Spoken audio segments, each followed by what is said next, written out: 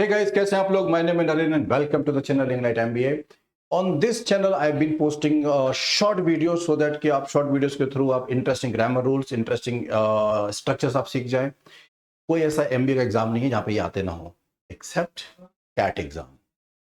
Cat में grammar नहीं आती है, बाकी का every exam that you go, Symbiosis में जाओगे, जेट एग्जाम देने जाओगे एंड नरसिम्हा या फिर हमारा Maharashtra CET exam and other exams as well, सब में ग्रामर आती है. और इंटरेस्टिंग वाली ग्रामर को जानती है, जो ट्रिकी ग्रामर होता है जिसमें कंफ्यूजन हो सकता है, वो सब आता है.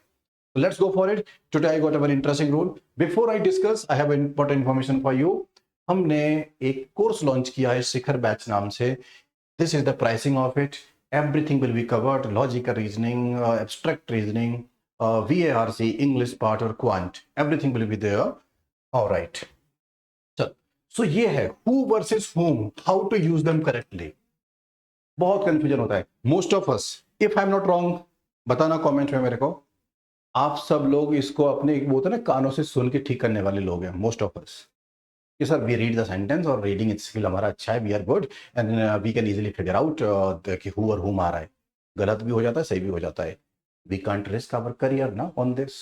That's why we need clarity, the structure, the science behind it, the okay, the grammar, the rule. चलो देखते हैं. तो in English language who co बोला गया है सब्जेक्ट. आइडेंटिटी ऑफ हु क्या है इंग्लिश लैंग्वेज और ग्रामर? सब्जेक्ट की आइडेंटिटी है. एंड हुम का आइडेंटिटी इज ऑब्जेक्ट. पता है जो लोग सब्जेक्ट होते हैं, they always carry, they always need a verb. तो this one always need a verb. इन लोगों को वर्ब का रिक्वायरमेंट नहीं होता है. ये बात समझ गए तो आधा काम खत्म. Means in a sentence who अगर आ गया जो कि सब्जेक्ट फॉर्म का होता है, this will always take a verb. Do you agree on this? Sentence अगर आ गया और यहां पे अगर हु लिखा है तो इसको एक वर्ब लगेगा. Do you agree on this? और वर्ब अगर नहीं है, सुनना, इस सेंटेंस में there is no spare verb, there is no extra verb. जितनी है वो काम की है, नो एक्स्ट्रा वर्ब. तो we can not use who in this sentence. कौन आएगा फिर? whom, because whom takes no verb. Understood everyone? चल, अगर इतना समझ आ गया है तो थोड़ा सा और हिंट देता हूं. Then I have some examples for you and then I have some quiz as well. तो देखो, ये सेंटेंस है, I have a one subject Rohit. तो उसकी वर्ब यहां आ गई, pairing, we are okay. We continued reading और फिर जाकर के एक वर्ब और दिखा जिसका we found another subject, we are okay. Subject verb in a lengthy sentence, it's okay. Then sentence complete हो गया. Now I read the sentence और इसमें कहीं भी कोई एक्स्ट्रा वर्ब नहीं है, वो कंप्लीट हो गया सेंटेंस एक्स्ट्रा वर्ड से बस. मेरे को एक वर्ब थी, एक सब्जेक्ट है, एक वर्ब थी, एक सब्जेक्ट है, दैट्स इट. मुझे इसमें I am suppose to use who और whom in this sentence. How do I decide? The given scenario is verb दो हैं, दो सब्जेक्ट हैं, कोई एक्स्ट्रा वर्ब नहीं है हमारे पास. तो यहाँ पे हु फिट नहीं हो सकता, बिकॉज हु अगर आएगा तो उसको V3 थर्ड फॉर्म चाहिए होगा, मतलब एक्स्ट्रा एक वर्ब चाहिए होगी, थर्ड वर्ब. हमारे पास थर्ड वर्ब नहीं है तो who can not fit here. तो कौन फिट होगा बे? दिस सेंटेंस, दिस सिनारियो जो इमेजिनरी मैंने क्रिएट किया है, इसमें whom is suitable, whom can fit very easily. Alright, चलो, एंड वाइस वर्सा. समझ गया? फिर से हमारे पास एक सब्जेक्ट है, एक वर्ब है, एक और सब्जेक्ट है, एक और वर्ब है. हमारे पास एक एक्स्ट्रा वर्ब भी है. इस वर्ब का सब्जेक्ट ये रहा, इस वर्ब का सब्जेक्ट ये रहा, and this verb has no subject. तो कौन फिट होगा यहाँ पे? हु फिट हो जाएगा.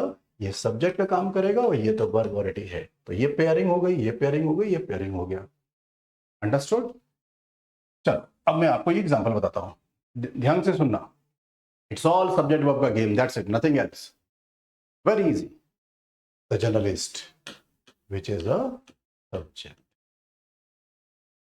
whom has traveled to over 30 countries and whom regularly interviews world leaders on pressing global issues, plans. ये plans एक verb है और ये plan कौन कर रहा है? This guy. सब्जेक्ट वर्ब का मैच हो गया, एक सब्जेक्ट वर्ब का पेयर तो मिल गया. Let's count other verbs, let's find other verbs. Has traveled, hey, this is a verb. तो इसका there must be a subject, right? This can not be subject, क्योंकि हुम तो ऑब्जेक्ट होता है, तो इसका शकल क्या बदल जाएगा, चेंज होकर के हु हो जाएगा। ऑल गुड, आगे बढ़ो। Who has travel to over 30 countries and, whom नहीं होगा, ये वाला हु हो जाएगा, क्योंकि ये सब्जेक्ट है और इसकी बात पता है कहां है, हुम रेगुलरली इंटरव्यूज, ये इसकी वर्ब है। समझ गया, ये जो इंटरव्यूज एक वर्ब है वो हुम के लिए नहीं आ सकती, वो हु के लिए आएगी, क्योंकि हुम तो ऑब्जेक्ट होता है। अगर ये बात समझ आ गया है तो थम्स अप देना, वीडियो को लाइक कर देना, if you are new to this channel subscribe कर लेना। डिटेल में पढ़ना है आपको एवरीथिंग तो कोर्स सब्सक्राइब कर लेना, शिखर बैच, लिंक डिस्क्रिप्शन में है ऑब्वियसली। मेरे पास 2 क्वेश्चन ये हैं and I have 2 more questions, वो आप कमेंट करके होमवर्क में बताएगा, ठीक है। अब अगर समझ में आ गया है तो क्या यूज करने का है, हु वर्सेस हुम करेक्टली। हु के लिए वर्ब लगता है, हुम के लिए वर्ब नहीं लगता है, that is the secret. Let's count the verbs and decide who या हुम। सेड्रिक एक सब्जेक्ट है, hasn't decided is a verb, clear. whom आया हुआ है, will find out correct incorrect है।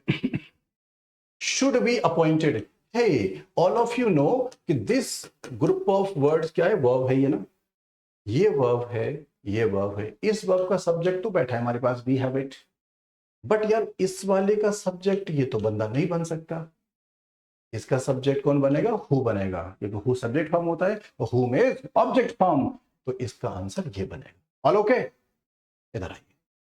आई एम लुकिंग फॉर, इसमें आई सब्जेक्ट है प्लस वर्ब क्या है, I am looking, pairing done. On home I can depend, इसमें भी एक सब्जेक्ट वर्ब है, आई सब्जेक्ट है, कैन वर्ब हो गई, depend subject verb pairing, subject verb pairing. यहां पे हुम लिखा है, आई वांट टू नो कि हुम इज करेक्ट और नॉट। अगर इसमें कोई एक्स्ट्रा वर्ब नहीं निकला तो हुम सही है, क्योंकि हुम किसी वर्ब के साथ नहीं बैठता, और अगर इसमें एक्स्ट्रा वर्ब है तो फिर ये हुम will change into who. An assistant on हुम, इसमें कोई एक्स्ट्रा वर्ब नहीं है तो हुम इज ब्यूटीफुल हेयर, और ये जो हु लिखा है ना दूसरे सेंटेंस भी गलत। अगर आपको ये समझ आ गया है तो इसके आंसर्स कमेंट कीजिए, ठीक है, कि क्वेश्चन 1 का आंसर ए है या बी है, इनमें से चूज करने का है। क्वेश्चन नंबर 2 का आंसर अगेन आपको लिखने का है कमेंट में, ए या बी। हु और हुम सीख गया हमेशा के लिए, count the verbs, who verb लेता है, हुम वर्ब नहीं लेता है, इज इट ओके। चल, तो ऐसे ही अगर आपको और वीडियोस अगर आपको देखने हैं और ऐसे interesting difficult complex grammar rules को समझाना है या फिर अंडरस्टैंड करना है या उसको याद करना है या फिर डिफिकल्टी होती है तो कमेंट करके बताओ। I will continue the series and I will simplify everything for you, alright. Detail में para jumble, para completion, para और रीडिंग कॉम्प्रिहेंशन अगर आपको पढ़ना है तो ये बैच ज्वाइन कर सकते हैं आप, कंप्लीट सॉल्यूशन मिलेगा। Thank you. If you are new to this channel subscribe, if you enjoy the video like share with your friends, अपने बैचमेट्स सबके साथ शेयर कर दीजिए। Ignite MBA, alright, see you in the next video.